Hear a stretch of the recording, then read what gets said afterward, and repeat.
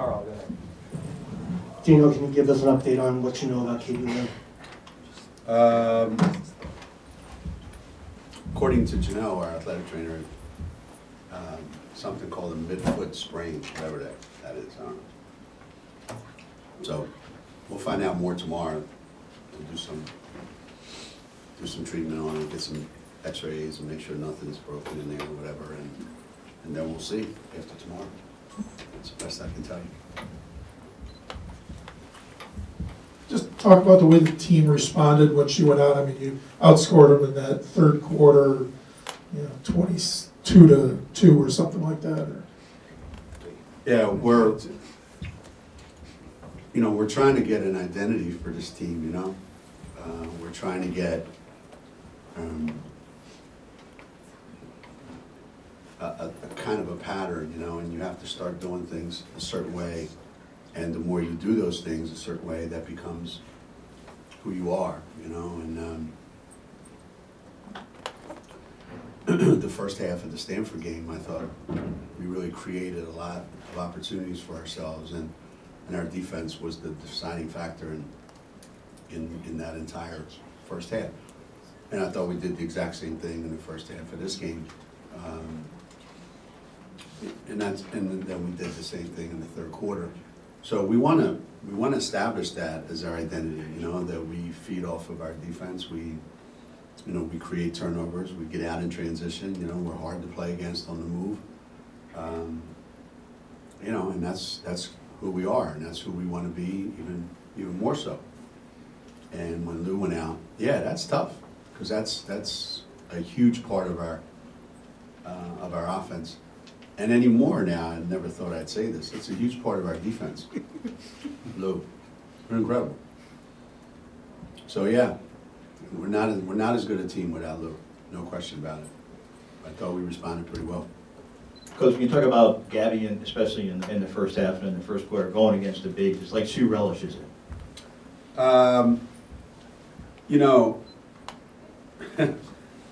Gabby's more of a, I don't even know how you really put a label on her. She's not a center, she's not a forward, she's not a guard, yet she plays every one of those roles every game. Whatever that means, whatever those roles are anymore. She guards the other team's best big guy. She rebounds, for our team. She leads the break. She scores in the lane. She leads us in assists a lot of times. We just have come to count on her for so many things, and in every game, she continues to surprise you with how many things she can do. She threw a couple passes today that, man, we've got a lot of guards here that wish they could throw that pass. What about your job on Nico? I think she had 6 points after the third quarter, and it was pretty invisible for much of the game. Yeah, obviously she's a big part of their offense. I mean, it's like really a main part of their offense. Everything seems to go through her, and I thought we had a pretty good game plan, of how we were going to try to defend her and what we were going to try to make her do to get some shots. And as I said, the whole first half, I think we set a tone for how we were going to play her, and not an easy player to guard for sure. She's pretty athletic and pretty big kid, but she was playing maybe for the first time in her college career. She was playing against a better athlete than her. Can you talk about the job Crystal's doing? Well, it's almost like you come to expect it now after a couple games, where she just has a level of confidence right now that's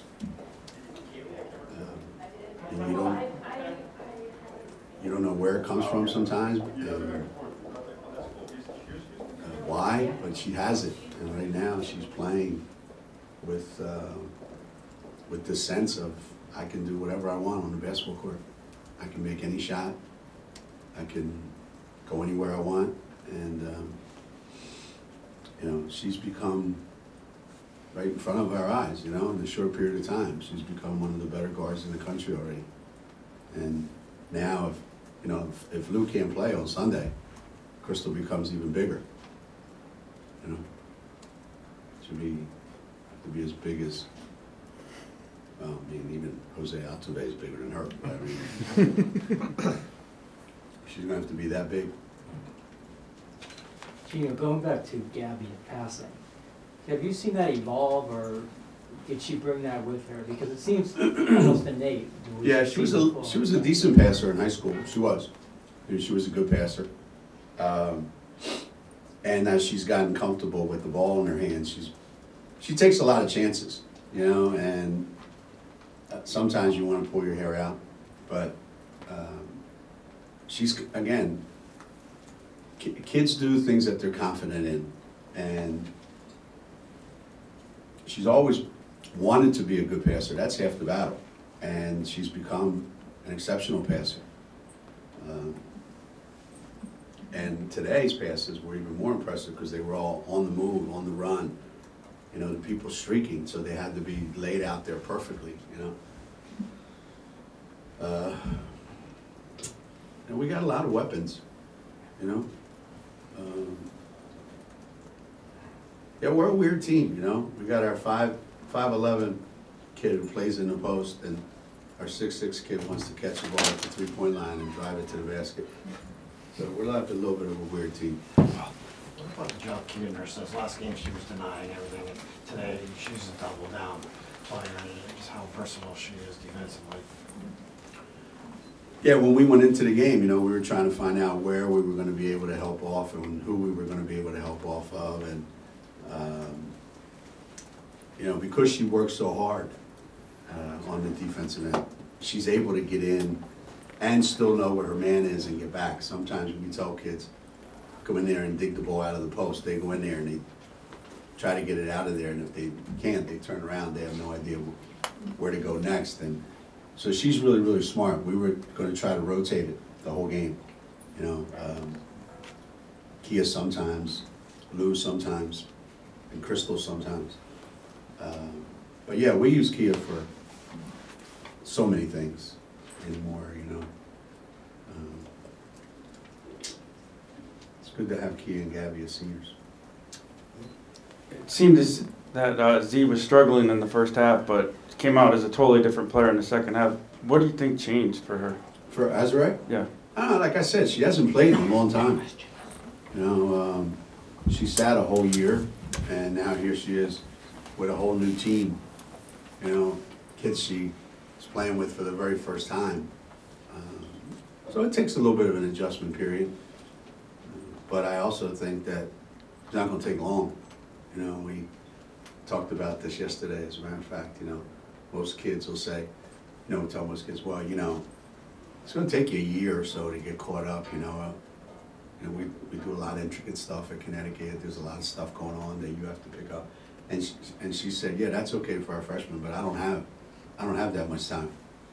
You know, I only got 2 years to play, period. So she'll catch up quickly, and you'll see that every game that we play, she'll get better and better and better.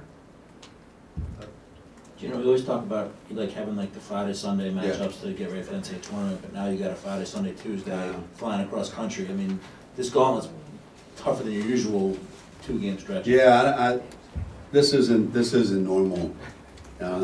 This is not something I would do on a regular basis. It just kind of evolved, and you know, we had to scramble around to fill some things, and here we are. And, you know, adding the game in Reno was, you know, after all the other stuff, so it wasn't like playing the event. And you know, we like that Friday, Sunday, Saturday, Monday deal for the NCAA tournament preview kind of stuff. So now we're throwing a whole nother layer on it, and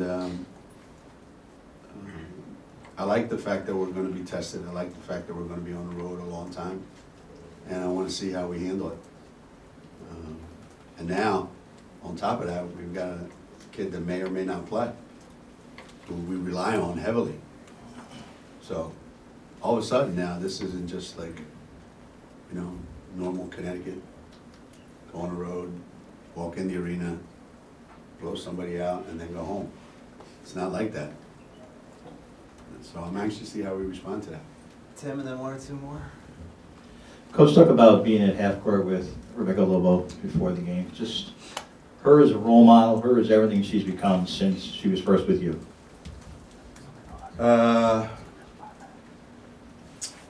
You know, the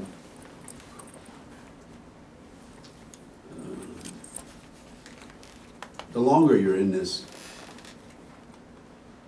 the more you realize how fortunate you really are to have gotten to know some of these people that I've been fortunate to get to know. You know, we had dinner last night, Kathy and I, with Steve and Rebecca, and just talked about a lot of things from the beginning to the end. And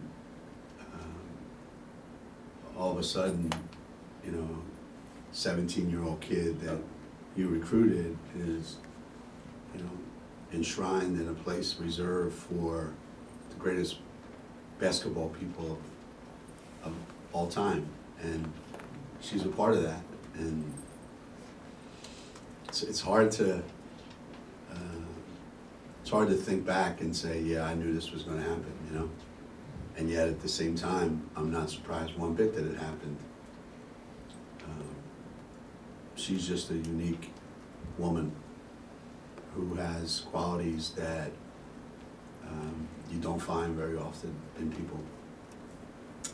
A lot of people have some of Rebecca's qualities. Very, very, very few. Any people that I've ever met have all the qualities that Rebecca has. And you know, she's a great person. She's a great ambassador. She's a great mom.